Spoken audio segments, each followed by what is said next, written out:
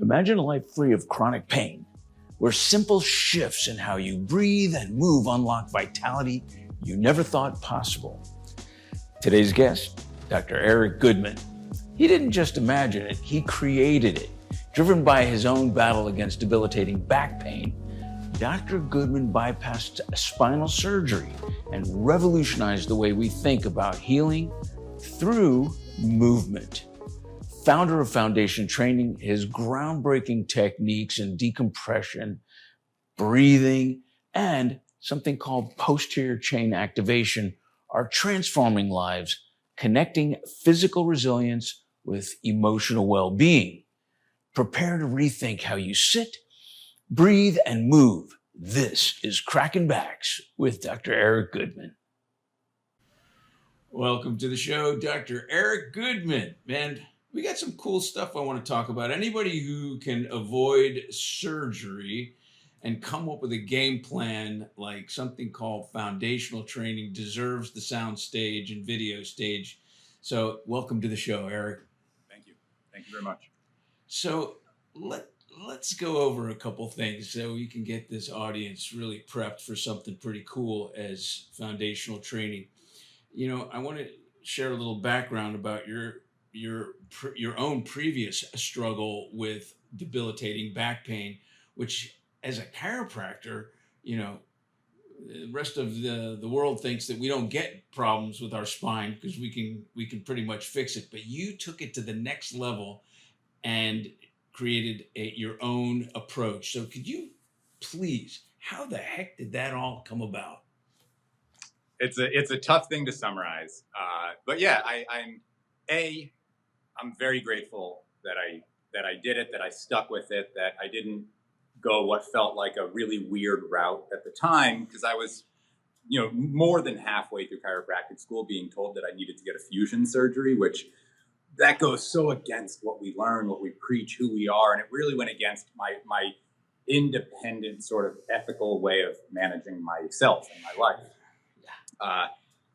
At the time, I didn't know what was going to come of this, but I just started trying a lot. I tried strengthening my back, and now you got to understand, I wasn't like a sedentary person. I was a water polo player in college. I was a weightlifter in graduate school. I played ice hockey for the chiropractic school at Logan. Like, I've always been a very athletic, very large person, and my center just broke down, plain and simple. My L3, L4, L5, herniation. The L4, L5 was bone on bone, and L5S1 had actually gone beyond bone on bone, almost to like the erosive process. You can see my MRIs online. They're pretty ugly. They look like a very old and degenerated spine. But even in the 2012 one, which is shared online, I was already 5 steady years into these extension exercises and these proximal hamstring isometric and then dynamic contractions that I had been playing with that became the founder exercise, became the woodpecker exercise, became my anchoring principle of stabilizing the bottom of the pelvis with the muscles below the pelvis in order for the spine to have this like lift off extension potential. And then a decompression breathing principle that is that lift off potential actualized. Now, what that is, that's a summary of 15 years of everyday work. I've been ongoing developing foundation training since 2007, and I haven't stopped into 2025 because I have to. My back is injured, my spine is problematic, and if I don't fuse it muscularly, meaning keep it stable so that it doesn't fall off its course of movement, pelvis, then spine, no matter the direction, then I get pain, I get symptoms, I get radicular symptoms, I get weakness. I might even get drop foot for a few hours until I correct that nerve pathway in myself in the ways that I've kind of painstakingly is the right word, gone through, learned, replicated so many times now for 15, 16 years that I really trust them. And when my symptoms come about, right back into those principles, internally rotating the femur heads to open up SI joint space, using the adductor muscles of the pubic symphysis to centrate and centralize my center of gravity so that my spine isn't trying to figure itself out in space. And these processes, lifting the occiput right off C1 accurately so that my SCM muscles begin participating a bit more in breathing. Each of these is like a scaffolding that you can put around the spine to support it. And I've had what I would call both the luxury and opportunity and endurance to go through this process and sort of find my own personal way of hitting each of these levers, testing that process really definitively for a long time with a lot of people, and then presenting it as an option for people that are experiencing spinal breakdown. And like, that's literally the story of foundation training, with all of the chaos, all of the friction, all of the hell removed. Well, first of all, now I understand why you wanted to do this podcast standing up, because you're using your whole body to explain, which is part of the whole process. That's foundation training. That's stability right. Everywhere. Thank you for that. So you also are obviously practicing what you preach, because you're doing it right in front of us. Let me ask you, let's go a little bit deeper into this. And remember, our audience is also lay people. Yes, so I want to go into this concept that you have really depicted in foundational training as decompression breathing and posterior chain activation. Explain those two facets and how they come together and create this, body's fascial network and nervous system connection. I'll do my best. And okay. Thank you for the reminder of good luck. Yeah, thank you for the reminder of language, because that's like my Achilles, is sort of over explaining, unfortunately. So thank you. You caught me early, which I appreciate. So let me start with pelvic anchoring, because that's where everything expresses from in foundation training. You have to think of the first kind of, just take out what you know and be open-minded for a minute to what might be the pelvic structure, the bones of the pelvic wings, where they connect at the bottom at the pubic symphysis. That's your center of gravity, where those two hemispheres of the pelvis connect underneath you, the pelvic bowl. That center of gravity has suspension cables that keep it in place. The vast majority of those suspension cables attach below it. The adductor muscles, the hamstring muscles, the gluteal muscles, the iliacus muscle. Each of these muscles connects the femur or thigh bone to that respective pelvic wing on that side. Everything from there up, minus the shoulders, is in some ways dictated by the stability of that underside of the pelvis, where those muscles connect to it. So much so that I literally wrote a book in 2011 called Redefine Your Core, which illustrates the posterior chain muscles of the legs as a pretty significant piece of the core. The adductor muscles or groin muscles of the legs, where they connect to the pubic symphysis at the bottom of the pelvis, very important piece of the core of the body, the performance core, the stability core, the strength core. There's also muscles above the pelvis that connect to it, the rectus abdomen, the transverse abdomen, the obliques, the lats, all the way down to the back through the thoracolumbar fascia. Major connections to the pelvis that dictate how the pelvis sits in space. Pelvic anchoring is the use of that 360-degree musculature that surrounds the femurs, the thigh bones, towards the pubic symphysis to find center. Most people will tell you to kind of change anterior pelvic tilt or change posterior pelvic tilt. What we're saying is pull down accurately from center.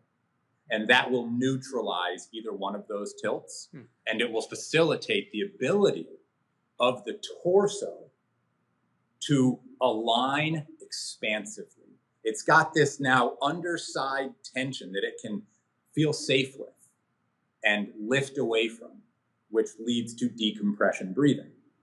So pelvic anchoring is pelvic wings down to the feet, to the arches, the stability line. Decompression breathing is an education towards expansion of the rib cage first, of the abdomen second. We do the rib cage first because we want the ribs to move away from center, as big and broad as they possibly can, which teaches the diaphragm initially to expand and contract accurately. When we get a little better at that rib cage expansion portion of decompression breathing, which is like a few days of practice, the muscles kick in very quickly.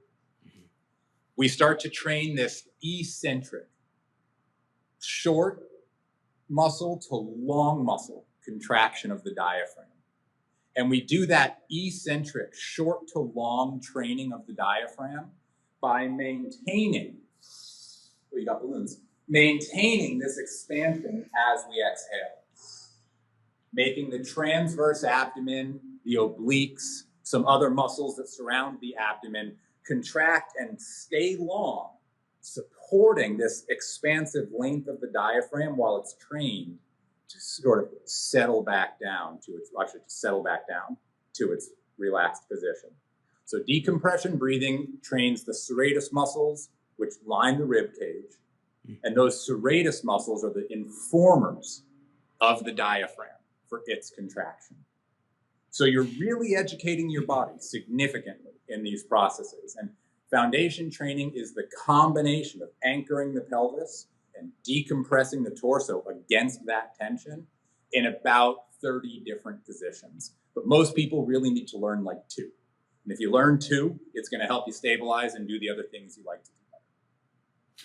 So you've taken, it's funny, you've taken the idea of core training to another level, because the emphasis that the world places on strengthening your core, it has gotten so played out that I don't think people really understand it like you do.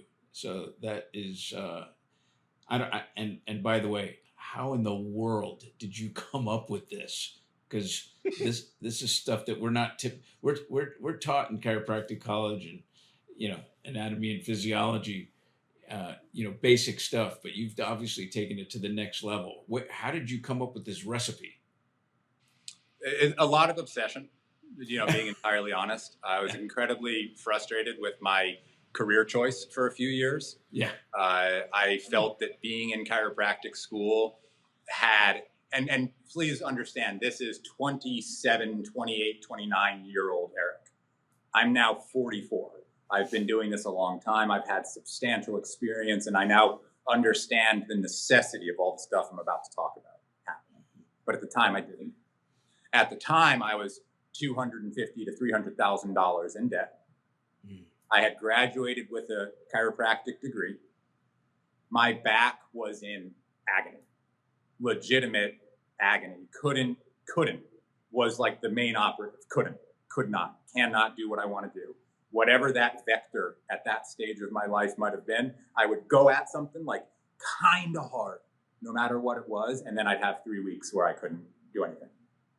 And that going at something kind of hard could be leaning down to give somebody an accurate cervical adjustment in clinic. Things like that. And my back degeneration just got so bad that everything was on a disc. Everything was on a nerve root. I just kept hitting them left and right. And I got very, very angry at my choices to that point. Honestly, just being 100%, you want to know the truth. This is how you come up with something like this. Yeah. You don't just come up with it. You have to have a fuel. And that fuel of frustration, that was a 10-year burn for me, where the key development process is strengthening myself, very relentlessly not giving up on my ability to have a happy, joyful, pleasant life, and sort of working this extension process that I had been taught to be sort of scared of outside of McKenzie extensions. But I needed to get stronger because my spine was unable to extend at the lumbar spine. As it turned out, it's because my butt muscles were squeezing all the time, pressing my SI joints forward, not letting my spine extend because it was basically blocking it. As soon as I rotate the femurs in, I can extend. That's 5 years of thoughts in 30 seconds. Hey, Eric, I'm going to interrupt you for just a sec. You mentioned that people just need to do 2 things to get started. What are some of those 2 things? When you kind of put that little bug in their ear, if they're listening to the show right now, what are 2 things they can get out of the chair right now and start trying to figure this stuff out? One of them you can do in your chair, and both of them I have on YouTube for free, so you can check them out before you go any deeper. But if you go on YouTube right now and just type in seated decompression, you'll get a brief tutorial on what you can do in your chair that includes both anchoring the pelvis and decompressing the torso. And then another one you can do is just type in decompression breathing or pelvic anchoring. Either one of those will come up with a foundation training video that expresses what you can do, and they're a few minutes long. If you really want to challenge yourself, I have a couple videos that are very popular on YouTube. They're called my 12-minute videos. Just type in 12-minute video, and a foundation training video will come up, and I challenge you to do that. It's very safe for your back, but it's extremely difficult to get through for most people. But those are three things you could do today. What was that? I'm sorry? I said challenge accepted. Yeah, people love it. It's one of the first things I ever did. I put it out in 2011, and it's by far one of the most popular things we ever put out. And just 12-minute videos. Yeah. But that's something you all can do today. So now, the developmental process of foundation training is one word: somatosensation. That's how I developed this. 15 years ago, 18 years ago, I didn't have a real keen sense of what was happening in my body. I was just in pain. Over the years, with major help from one substance that I'll tell people, and you can have your opinion on it, but I've had my life changed by it personally. Instead of going any traditional route of pain management, I smoked pot, had cannabis. That thought process, instead of Advil, instead of Tylenol, instead of anything bigger than that, led me down an I can feel what's happening rabbit hole instead of a dissociative I don't feel what's happening rabbit hole. And it was the process and ability to feel what was happening internally, but not be so deterred by it that I had to stop it. And I really do thank cannabis for that over the years, because it's let me hit a point of pain that I understand instead of being scared of. And it was that switch, that acceptance, understanding, and then eventual comprehension that led to every single pose and maneuver that exists in foundation training. And each pose or maneuver, as soon as I was able to get into, let me back this up so you guys can see what I'm doing. As soon as I was able to go, from a lunge like this into this proximal hamstring loaded position with a little bit of glute IT band load and hold, it didn't look like this at first. It looked like this, and I was just experiencing my back not doing the work and my IT band and posterior chain doing the work. That would lead to like a couple new developments, because I would be in this position challenging the leg, and then I would notice if I spun my opposite hip in, it challenged it more. If I went too far, that's problematic.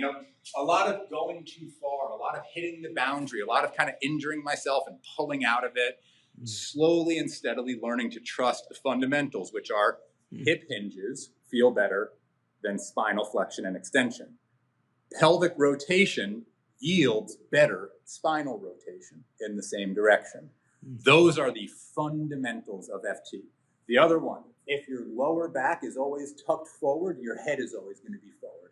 If your lower back is always extended, you're always going to be hyperextended at the neck and this other anterior head carriage. As the sacrum goes, the occiput goes. Like those old wooden snakes with all the compartments that kind of move together. That's sort of how the spine operates muscularly. It doesn't happen in a vacuum, as any chiropractor will understand and speak to. But you can really see that in spinal injuries that are finding stability. Because the stable moment at first is very brief, and then you're out of it again on accident. And then it's a little longer, and you're out of it again on accident. And you keep stabilizing slowly. And what people with chronic spinal injuries will come to notice is the stronger the hips and legs get, the stronger the spine and neck are able to get. And if the legs can't do their work, the spine is never able to get really, truly strong enough to do what it needs to do. Mm-hmm. Well, I'll tell you, thank you, and thanks to a lot of pain and suffering, because that's a big motivator, and a lot of weed, because obviously you're I want to mention for the viewers and followers and listeners to this podcast that 12-minute video on YouTube has 1.7 million views, and you have about 160 followers, no, bro. that's the wrong video. Look at the other one. Whichever one. No, look at the 12-minute one. Is that the one you're talking about? I have two 12-minute video ones. One we made a year and a half ago. That's the one with 1 point something million. Yeah. The original one has like 10 million because that's the one that everybody goes to. That original one, like no BS, that original one built the first 5 years of our career. And foundation training, by the way, is owned by myself and two of my closest friends in the world since we were kids. One became a chiropractor with me. The other one was a firefighter for 17 years and then joined us a decade ago. That's awesome. So it's a pretty tight little crew that does this whole thing too. It's brilliant. It is absolutely brilliant. Thank you. But go try those. They only help if you do them. Yeah. For sure. I'll try them today. So Yeah. what makes it different, or what complements typical or traditional physical therapy and or even chiropractic approaches? Do you still, crack backs? Do you do any of that stuff? No, I'm 100% what I would consider treatment via movement. 100%. I refer. In fact, next door to me is a wonderful hands-on chiropractor that all of my students and patients will go and get hands-on work if needed by. I really believe in the collaborative effort, and in doing what I do at the level that I've learned to and hope to continue ascending into, I cannot focus on anything else professionally. I have to be 100% into the experiences of one-on-one with patients. We have 1,500 foundation training instructors around the world, and I do my best to help them with patient interactions as well. And sometimes they get very complicated cases, and we use those to, I learn through those. So most of my career at this stage is a handful of individual patients, most of whom I've been working with for a decade or more. And then, I keep working with them. I'm not willing to not work with them, and vice versa. And then, if you see the map behind me, this is our instructor map. And I really am doing everything possible to help our instructors get just higher ability, with autoimmune patients, chronic pain patients, and performance athletes, people trying to get back to that fun existence. Well, one of our favorite people is Dr. Tim Brown, Yeah. who you know well. But man, when that dude says that you're a god, then we had to listen. And I still am curious as to how. Now we established your understanding of chiropractic and what you refer to. But what about physical therapy? Because Sure. They implement some movement, but Some do amazing. Traditional physical therapy is a little different. No, and so you asked a specific question: how does it impact chiropractic and physical therapy? Both in the exact same way.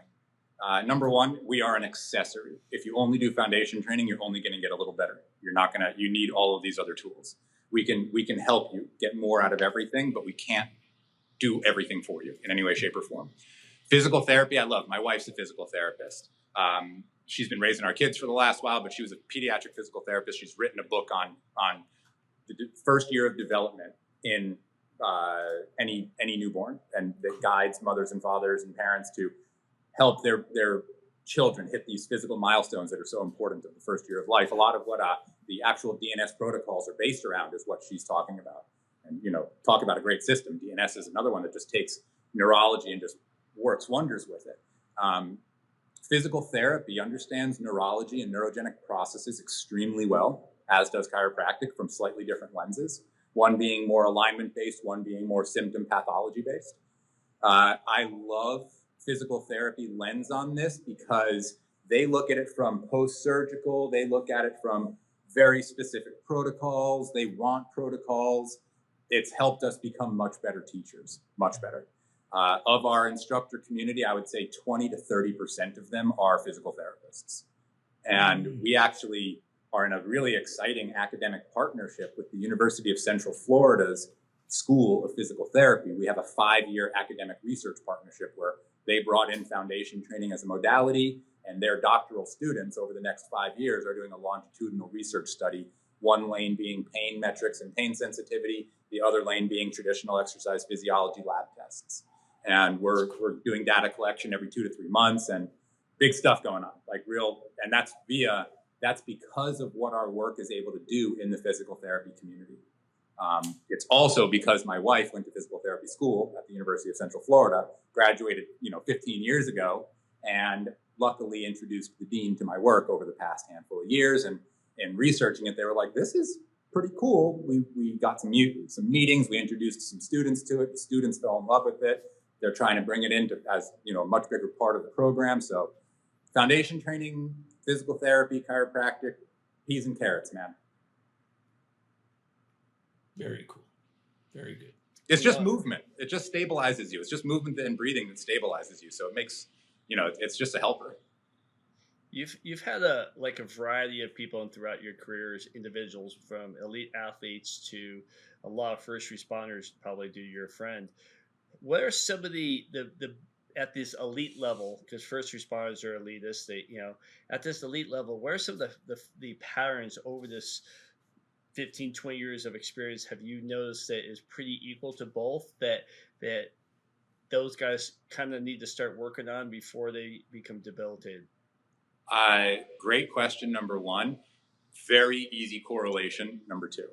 Meaning first responders, military, construction workers, laborers, you're wearing boots, your feet are rigid, your ankles are rigid, your knees and hips typically have to do a lot of work. When they start to break down, your spine starts to have to do a lot of work. Eventually that leads to a bit of rigidity to protect it. You get your L4, L5, or your L2, L3, or you get your cervical disc because your lower back started, rigid, getting a little rigid, your head started to do too much. But most important is get out of your shoes, start stretching the toes, dorsiflexing the big toe joint, stretching the arches. The arch doesn't get stronger like this. It gets stronger eccentrically by having the load pulled away from it, like the springs of a trampoline make tension through a trampoline bed.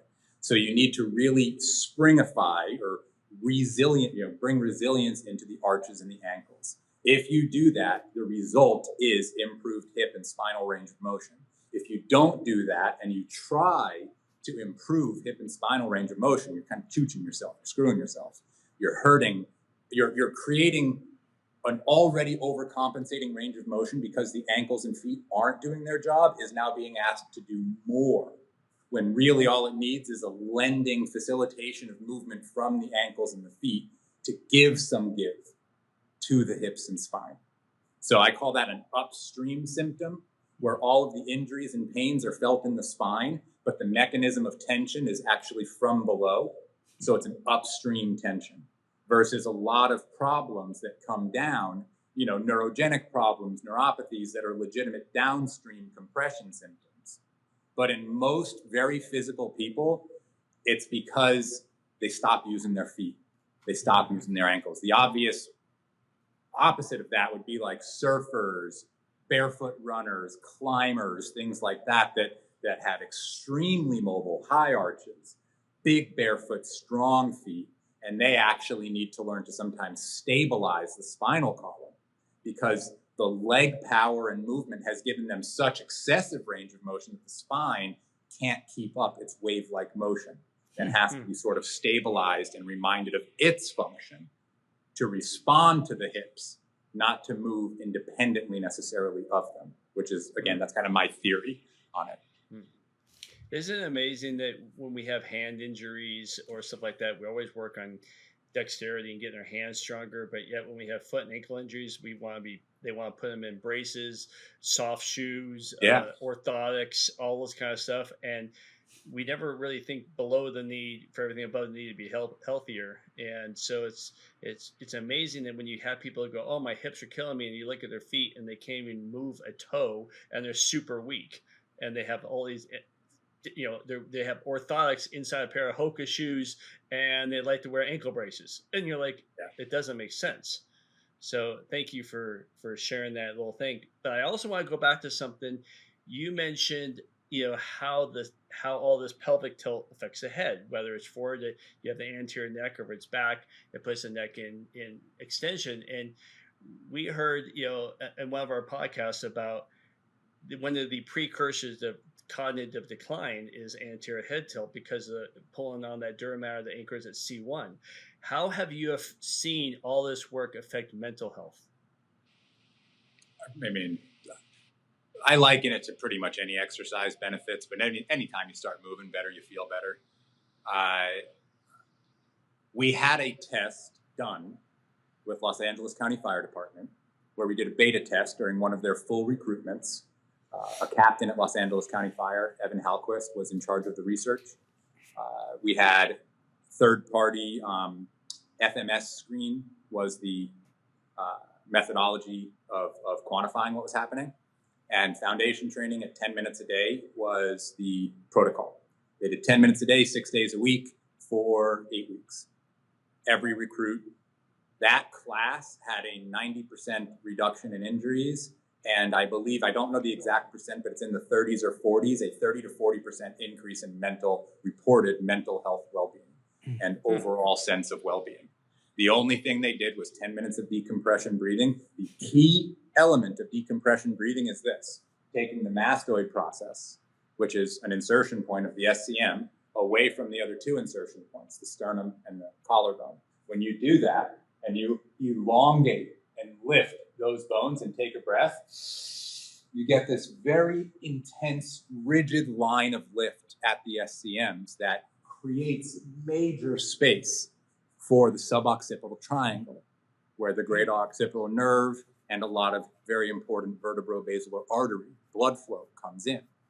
That is, in my opinion, why we get that huge benefit, because you are practicing that lift for 10 minutes straight, 6 days a week. That is fantastic. Thank you. And I'm happy to share that. We have that research, and beautiful. That is part of the research that will be done at UCF, but we already have that study done. It happened about 5 years ago at LA County. And I'm happy to share that with you guys if you'd like to see it or share it or anything like that. Oh, absolutely. We'll have to put some of that in the video. Cool. Yeah. Yeah, they did a really beautiful report. And even the firefighter that was in charge of it, Evan, gave a kind of a testimonial on behalf of what had happened over the whole course of things. Like, I've never, this is obviously what we're going to keep doing. This is pretty wild. It was a good one. So in retrospect, and thank you for talking about the feet, because we're hearing more and more about that being the foundational support to the rest of the body, which it seems like the rest of America has no clue, because they're coming out with different shoes all the time, right, and different running sneakers. Are you familiar with Dr. Courtney Conley's work? We had her on our podcast. She was also on Peter Attia. Nice. And she is, her focus. Is she Naboso? Hmm? Is she behind Naboso? I don't think so. Her company is Gait Happens, and we did we had a podcast with her, to the point where we also had her on at one of our Professional Football Chiropractic Society program symposiums, and they love her. But it takes what you do, and it's actually kind of fascinating. She builds on the foundation of the feet, and you do the same, and the rest of the body, which is even more of a bonus for people. I love what you said about the SCM and the mastoid.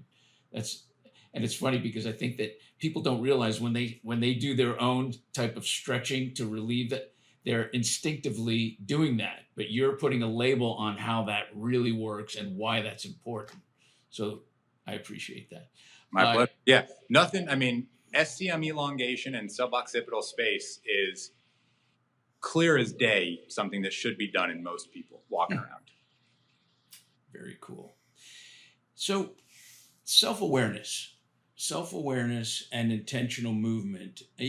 Some of your movements that I had observed just now, and some of what I saw on the video, on your YouTube video, it reminds me of Tai Chi, as being, aware of body motion, but you actually put a clinical perspective on it. So how does self-awareness and intentional movement foster, long-term health and vitality? You did mention some of that. I want you to really elaborate and hit that ball out of the ballpark. Absolutely. I'll do my best. Number one, Tai Chi, Qigong. they're, in my opinion, those are clinical. That's a lot more clinical than taking Advil, taking something. For a lot of people, it's even more clinical than going to a therapist. It's something that allows them this time internally. It's their version of meditation, which in my opinion, foundation training has, certainly for me, become my personal meditation. And for a lot of other people, it's their version of just checking in with themselves. What that has done for me in my personal life, and I can really only speak from myself and then what I've observed in our instructors and the people that have been doing this now with me I have people that have been doing this with me since 2008. So 16, 17 years now is pretty much our longest test subjects, myself included. It's kind of like having a meditation practice as far as benefits go. People that meditate on a regular basis tend to have less pain, tend to be a little bit less reactive. They tend to have the ability to maybe say no a little more easily to things, or avoid things that potentially they feel a negative sense of, instead of going into it before that negative sense has a awareness, and then they get screwed over or they end up screwing somebody over. What I think it does is it just gives you sort of a boundary around you. That's what self-awareness is. Everybody's like, I have my bubble. Well, my bubble is I'm paying attention to what I'm doing. And if something sort of disturbs that, I'm aware of it. If something helps it, I'm aware of it.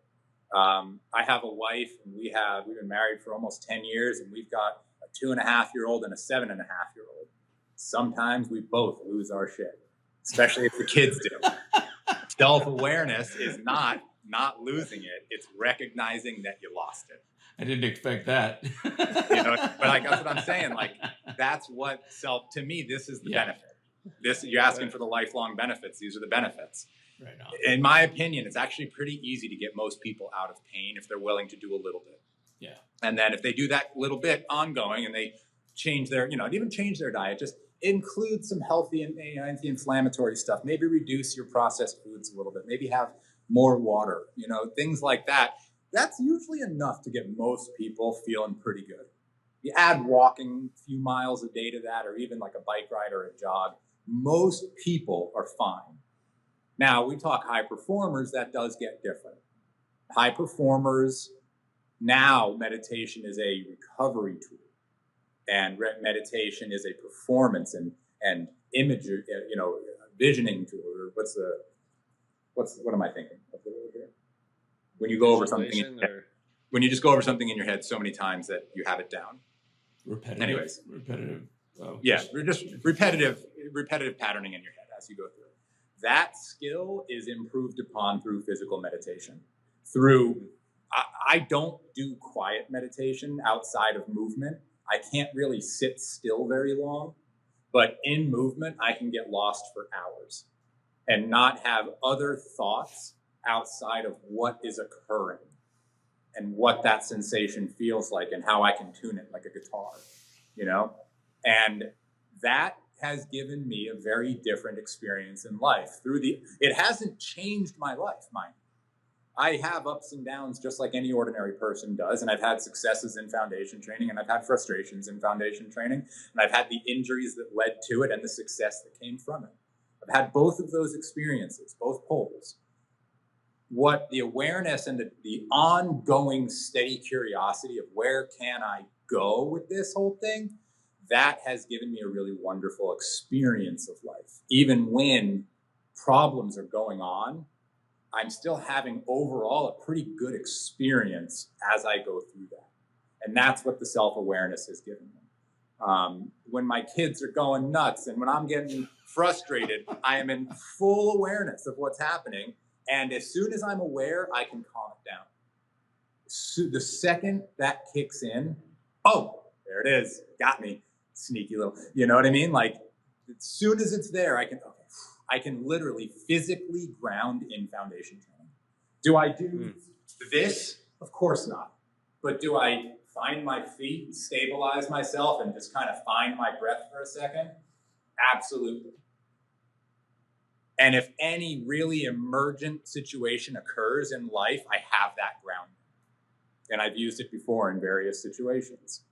So that's what that gives, that like the big benefit, what's the pot of gold at the end of the rainbow? That's the pot of gold, is the overall improved experience of life, regardless of what life's giving you. That's the benefit. Pain relief being a metric of that, a piece of that. Dr. Terry, did you have like a mental reflex as to an old show when he said about active meditation? Active meditation, yep. I love that you said that, because to sit there and focus on a candle burning is just not something I can do. But one of our guests about, what was it, like 2 years ago? Yeah. She said the same thing. And she mentioned something about, you know what? I just do active meditation. And I go, what the hell is that? Because I think I do that. I do that in the gym. I think my best thoughts. So you know what, those listeners and viewers out there, it's okay to have movement in your meditation. So thanks, Dr. Eric, for that. My pleasure. And that's just my opinion. I mean, everybody's got different style and need. I can't sit still. I've tried. I can't, but I do movement. I feel so much better. Yeah.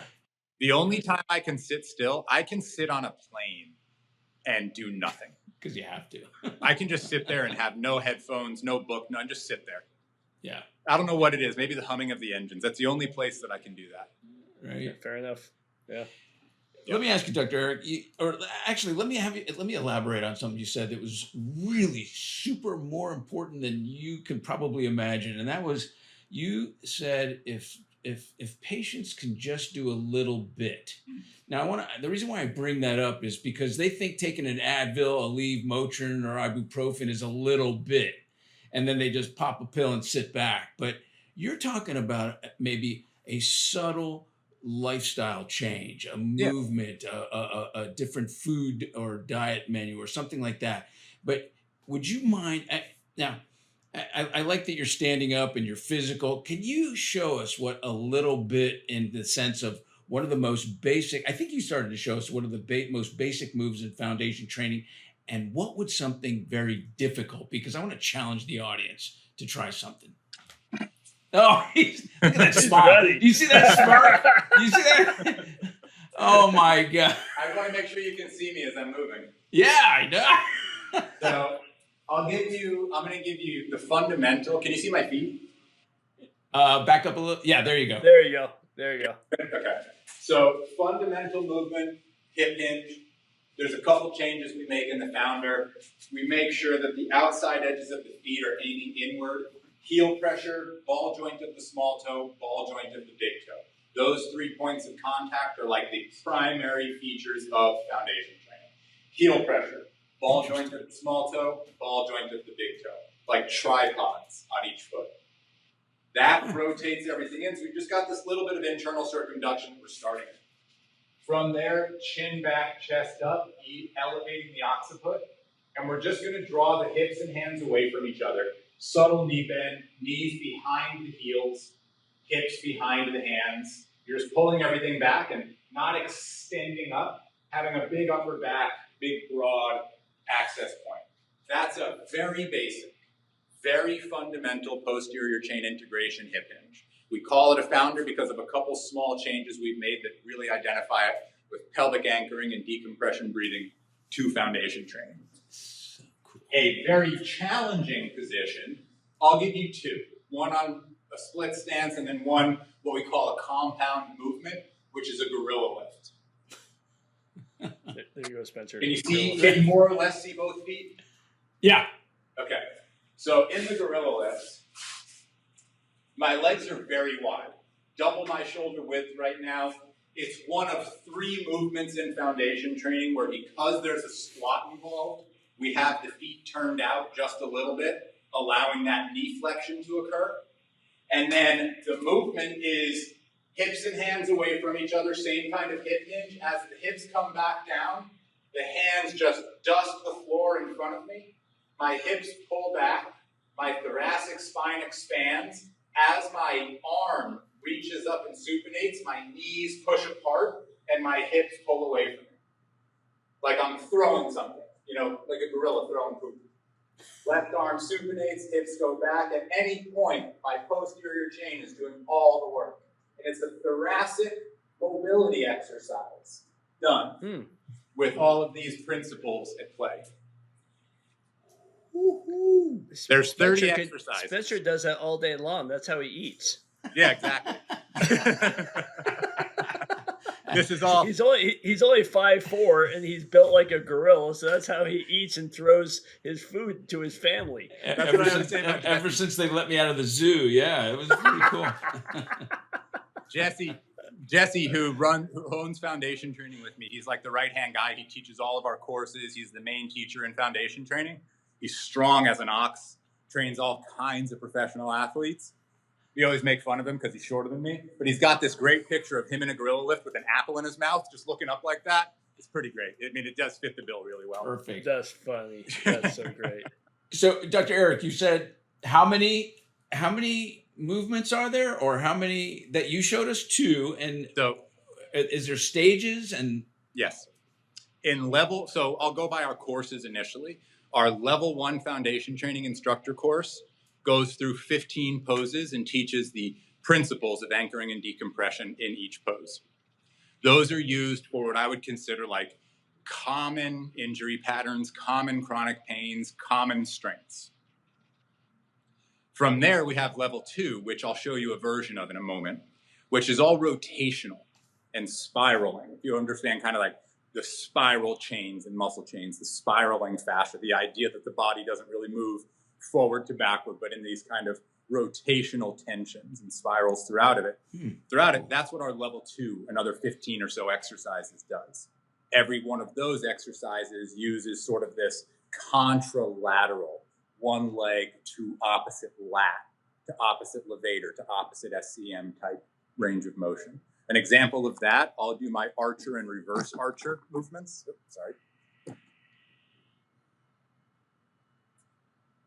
So an archer, I'll show you from my open position here, is my answer to how the hips should guide the legs and the torso, and also the shoulders, be it a throwing motion, a swinging motion, a punching motion, or just stability of being a human being, okay?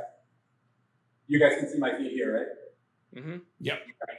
So my right leg is forward. I'm very even between my feet, 50-50. My left thumb is tracing, and I say tracing because it's not going to leave my body. My left thumb, as my left hip pulls back, my left thumb is going to get dragged along my body to the opposite pec. From here, I'm going to elongate my SCM muscles, lift my skull, squeeze my legs at each other like I'm closing a pair of scissors, and then I'm going to come back to center again from the hip, allowing the hand just to get momentum. So I'm dragging, closing. If I wanted to take that into our reverse archer, I'm going to load my right IT band. So I'll show you guys that. Same position, facing the other way, but my right leg still forward. I'm going to load this in a hip hinge. So now I'm like 80-20, 80% of my front leg, 20% of my back leg. I'm going to allow this little cantilever, left hip rotating subtly to the right femur. My arms are once again ahead of me, and I'm going to trace my right arm this time, elongating my left lat and right IT band as I draw my elbows away, and again, lift the opposite foot. So that's the reverse archer. Those would be considered level 2 version exercises. Fantastic. How the hell did you come up with these things? I'm absolutely fascinated. It's so the architecture of the movements and the positions, and it's very creative. Well, that's what we is for you, so that's cool. All right. Well, good. it is. I mean, I used to be so fucking scared to tell my whole story of how I came up with this because I thought it would like mess up my career or ruin this or that. Then I wrote a book. My most recent book, which came out in 2022, called Foundations of Health, is all about how the endogenous cannabinoid system, in collective, collaborative work with exercise, healthy diet, all these things, foundation training, can really be this autoimmune and chronic pain recipe for not only improvement, but like major health and success through those problems. So yeah, I'm a big believer, but I also think like anything, you can abuse it and be stupid with it. So use it well. Make sure you do your training. Absolutely. No, And don't ever be ashamed to tell your story, because we're fascinated by your story, and that's what this show's all about. Oh, is yeah, thank you. expose all the people that think outside the old adage, think outside the box, which is a cliche, but it is true, because it's like the box just doesn't help people. So thank you. That was No, if you stay inside the box, you get those results. Plain and simple. And you stay Right. safe, but you don't get better necessarily. You know, you guys spoke about Tim Brown. Tim Brown has all these amazing ideas and theories that he can sometimes put into like a one-liner. Yeah. And he said the other day, just be more focused on outcomes than income. And that's kind of like to be more focused on the outcome is to go through these processes, like what I'm going through. I absolutely refuse to not get better personally. Not like from some esoteric 1% a day thing. Like, no, I'm not going to be in a fucking wheelchair. I'm going to live my life. This is my opportunity to do well. I'm a very physical person. I want to be able to play with my kids for the rest of their life, or my life at minimum. I want, you know what I mean? Like play with them for the rest of my adult life. I want to make sure that life, to the best of my ability, minus stuff outside of my control, is just as comfortable as I can be. And to get there, I had to go through a lot of uncomfortable stuff, but the outcome is so good. And from a patient standpoint, when the patient is willing to do this little bit of uncomfortable effort, things like Advil and Tylenol and opioids, that is something that is so far away in their wake of consideration because they've experienced the benefits. They've gotten it. They don't hear about it. They've done it. And they're like, oh shit, I feel better. I don't need that stuff. And it changes their whole world perspective. I tell people this on a very regular basis. At every course I teach, at every lecture I give, our competition in foundation training is not other trainers or other doctors or anything like that. Our competition is over-the-counter pain medicines and opiates. That's who we're up against. Nobody else. Everything else we're trying to make better and improve the outcomes with. But our direct competitor is the easy route to dissociative pain relief. Because that's the mismatch. That's where people really screw their lives up. Well, you're definitely on the right track, especially in this era where things are going to change dramatically. So I believe that. I believe we're at a really wild political moment. No matter anybody's beliefs, things are changing right now. Yeah. And my biggest hope is one of the outcomes of these changes is a healthier society. I had a conversation yesterday going, I don't care what you think about, let's just take RFK. I don't care what you think about RFK. The fact that we're actually talking about food.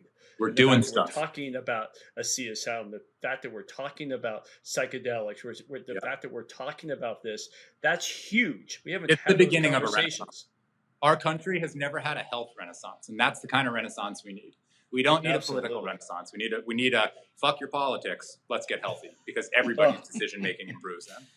With that said, let me ask you about your perspective on your future with foundation training and what you're particularly excited about to see. I know you're obviously constantly evolving. Where's that evolution going?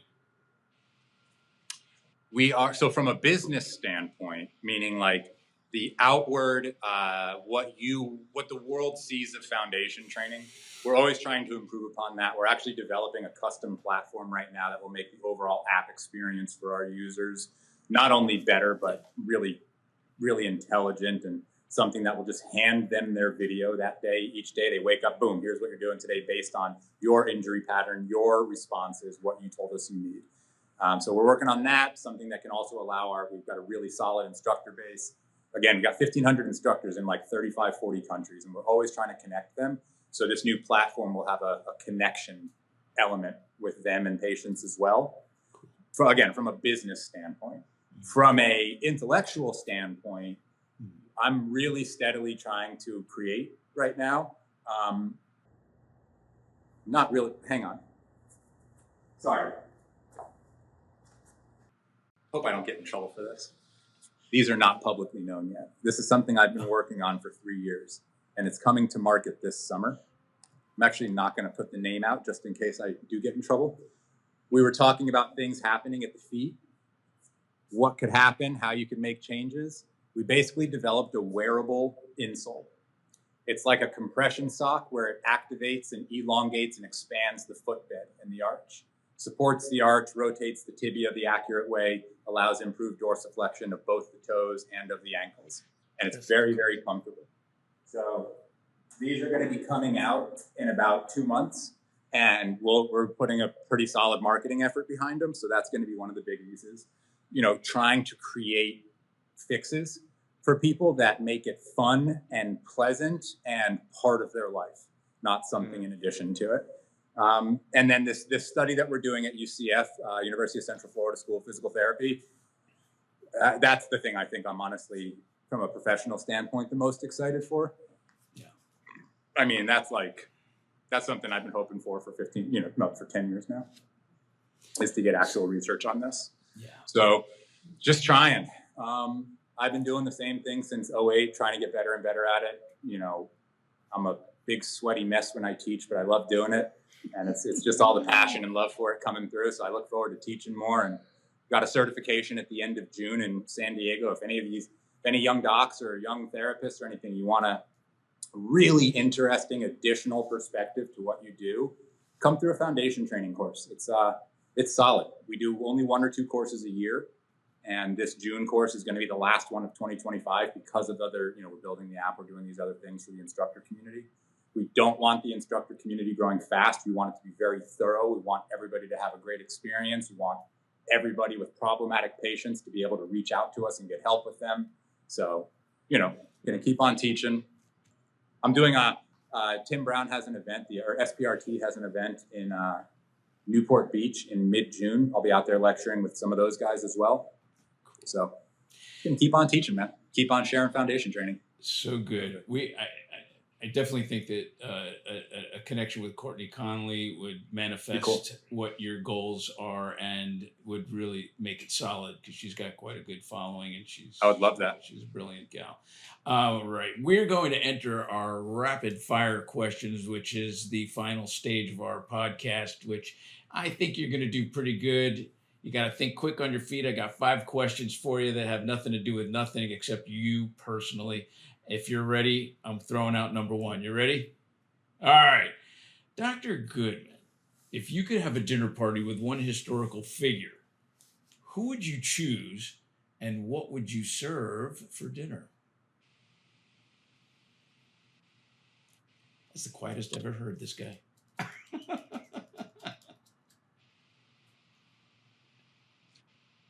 Probably a little bit cliche, but I'd want to talk with Gandhi. I would want to understand rebellion from his perspective. And I would probably serve really hot wings to just kind of test both of our serotonin and reaction and kind of make it a little bit more playful. That's hilarious. And I would that was well thought out. Definitely share a joint with him. Yeah. Smoking weed with Gandhi and having hot wings. I would never pick that one up. No, that is historic in itself. That's what I'm aiming at, guys. That's why I got grandiose visions. I have a feeling he definitely smoked weed. That or psilocybin, one of the two. He rocked. I want to understand his resistance, because I think if enough people in the health field got together, there could genuinely be a really interesting, really peaceful, healthful renaissance in this country. So I would love to understand his perspective on resistance. Love it. Eric, I got to tell you, your moment of silence really brewed up a fantastic answer. I'm thinking, did I stump him on the first question? No, you came back with a 1-2 punch knockout. That was great. All right, question number 2. What's a common misconception about posture or movement that you wish everyone would stop believing? Stop squeezing your shoulder blades together ever. That's it. Just stop squeezing your shoulder blades together ever. Oh, shit. Nothing else, because the main issue in posture is the 12 joints of the thoracic curve not doing their absorptive role and not allowing the bucket handle range of motion of the rib cage to facilitate big back rib cage inflation, big back lung volume inflation. Most of the lung is behind us, not in front of us. Nice. If we're squeezing the shoulder blades together, we're literally stopping. We're asking our lungs to breathe ahead of us, but that's not where the lungs breathe. They breathe behind us. Plain and simple. The more you breathe into the back of your lungs, the more the buoyancy under the clavicles and under the shoulder joints occurs. And it's that buoyancy lifting the shoulders that allows the traps to relax. If there's no buoyancy underneath the shoulders are being supported by the traps and the neck muscles. They need that buoyancy underneath from breathing, from that thoracic spine. So don't squeeze your shoulder blades together. Wow. I love that. I'm not going to use thinking out of the box. I'm going to use thinking out of the brain. He definitely thought out of the brain, out of the skull. That's great, man. It's honestly just from seeing a lot of lower back injuries happen because of an inability to transfer force through the thoracic spine. And a lot of people try to fix that with these straps that pull them open. And it's like, nope, don't do that. Don't do that. We need those 12. We can make the most change at those 12 joints, much more than 7 or 5 above or below. All right. This next question, number 3, is going to build you up and take you down all at the same time. You ready? We hear you are a top-level surfer and foil master. No. Tell us about the time you almost killed your friend Tim Brown in Zealand, Hawaii on a foil. That part's true. Yeah. That part's true. I suck at foiling, which is why this happened. So to be clear, I can surf enough to drop in on a wave and have a little fun. Tim's a very good surfer. We have a very dear friend, Pete, out in Land, who I was introduced to via Tim. Tim calls me up. He's like, hey, come meet me over at Pete's. We're going to go surfing. He brings out foil boards. We paddle out to, actually not Land, but a little inside break, which is much more manageable. And yeah, we just, the foil boards are basically swords in the water. And, you put a big guy like me with minimal skill on top of one of those, and that's a dangerous thing. And I can vividly remember dropping in on a wave as I'm falling, seeing Tim paddling back out. Oh, God.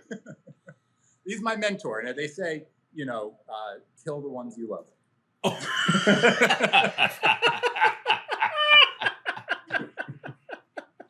Oh my God. Yeah, Tim, I've had some really fun experience with Tim. Of all the relationships in the chiropractic field that I'm grateful for, Tim Brown tops that list. He's at the very peak of that pyramid, 100%. Oh, that's great. He told me that he drops his wave and you crash, and he looked up and sees this foil coming right down on him. I believe it. That is keeping him on his toes. I've been surfing a while, but foiling. Granted, at this stage, I can pop up on a foil, but that's about it.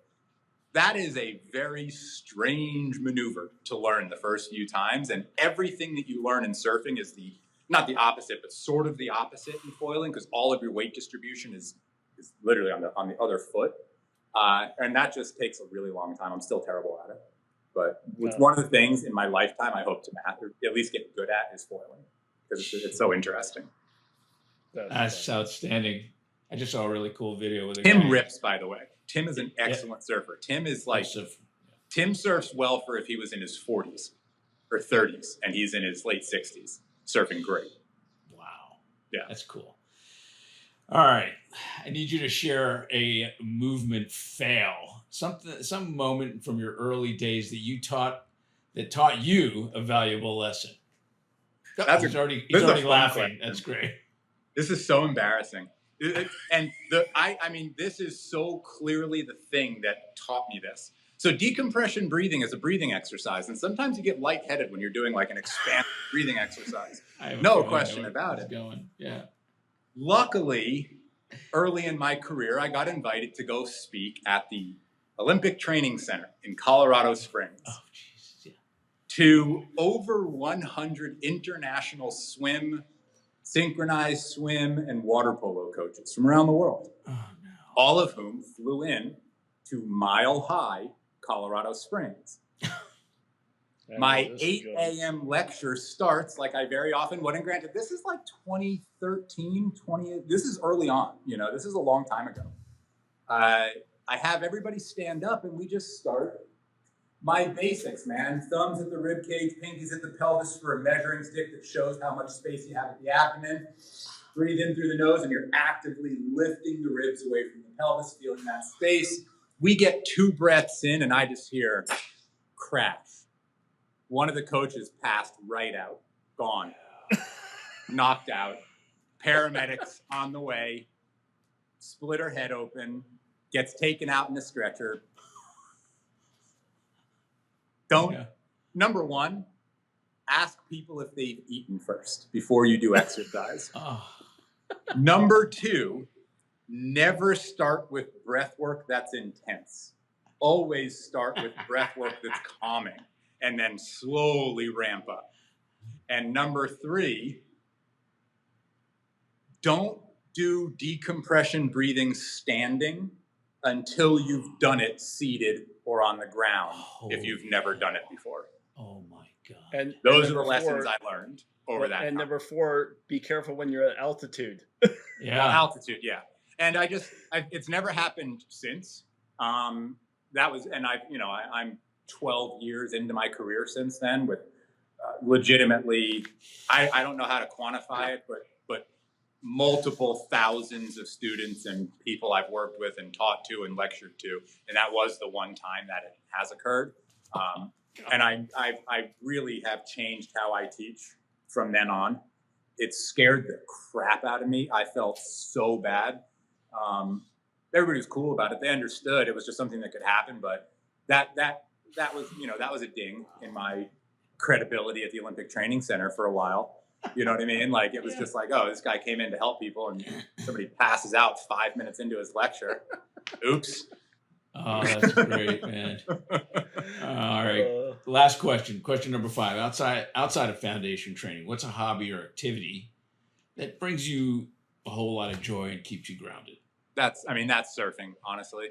I love being in the mountains. I like doing anything in the mountains. I like playing guitar. I like doing all that, but nothing gives me what surfing gives me, which is a lot of just pure bliss and stress relief and pure fun, something I really want to go do, something I'm really excited to look forward to when I get the chance to. So, yeah, there's a lot of other things. I love my kids. I love my wife. I love lots of other stuff. But from a pure joy, pure hobby standpoint, I just want to go somewhere where I can go surfing. Super. Beautiful. Dr. Eric Goodman, thank you so much. I really appreciate it. You gave us some real cool fundamental tasks, allow us to thinking out of the brain, right, Dr. Terry? And I have a very good feeling about your future with foundation health training, because it seems really like a viable approach to long-term health. Thank you. Thank you so much. That means a lot. I really appreciate that. We're working really hard. You bet. We're gonna make sure the world hears about you even more than we can't match 10 million views, but we're gonna sure do our best to get your words heard in the audience maybe hasn't heard it before. So thank you so much for your time, man. Thanks, guys. Thank you for listening to today's episode of the Crackin' Backs podcast. We hope you enjoyed it. Make sure you follow us on Instagram at Crackin' Backs Podcast. Catch new episodes every Monday. See you next time.